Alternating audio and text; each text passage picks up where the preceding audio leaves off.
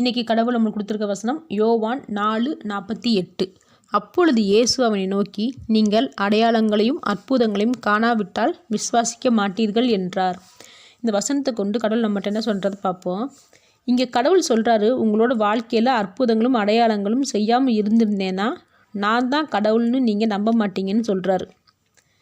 ஆனால் தேவன் நம்மளோட வாழ்க்கையில் அற்புதங்களும் அதிசயங்களும் தேவைகளும் செஞ்சதுக்கப்புறம் கூட பல தடவை தேவனை நம்பாமல் போயிடும், விசுவாசத்தை நம்பிக்கை இழந்துடுறோம்.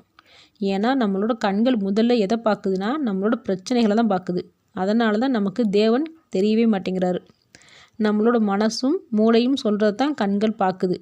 அப்போது தேவன் இவ்வளோ நாள் நமக்கு செஞ்ச உதவிகளுக்கு அர்த்தம் இல்லாமல் போயிடுது. நம்ம மேலே ஒருத்தவங்க நம்பிக்கை வைக்க வைக்க தான் நமக்கு அவங்க மேலே ரொம்ப பிரியம் அதிகமாகும். அவங்களுக்காக நம்ம எதுனாலும் செய்யலாம்னு நினைப்போம். நம்ம மேலே நம்பிக்கை இல்லாமல் உதாசீனப்படுத்திக்கிட்டு குறை சொல்லிகிட்டே இருந்தால் நமக்கு அவங்களுக்கு உதவி செய்ய நம்மளுக்கு தோணுமா? இல்லவே இல்லை, தோணவே தோணாது. அதே போல் தான் தேவனும் நம்ப தான் அவர் நமக்கு கேட்டதை செஞ்சுட்டே இருப்பார். இதில் சில பேர் பார்த்தோம்னா தேவன் கொடுக்குற வரைக்கும் எல்லாத்தையும் வாங்கிட்டு கடைசியில் அவர் கடவுளே இல்லைன்னு சொல்லிடுவாங்க நன்றி கிடைத்தனமாக. இப்படிலாம் பேசினா தேவன் எப்படி நம்மளுக்கு அற்புதங்கள் செய்வார், உதவிகள் செய்வார்? அதனால் முதல்ல எந்த நம்பிக்கையில் தேவனை வேண்டிக்கிட்டு தேவன்கிட்ட இருந்து பெற்றுக்கொண்டோமோ கடைசி வரைக்கும் அதே நம்பிக்கையோடு இருந்து தேவன்கிட்ட இருந்து எப்பயுமே பெற்றுக்கொள்ளுவோம். ஆமேன்.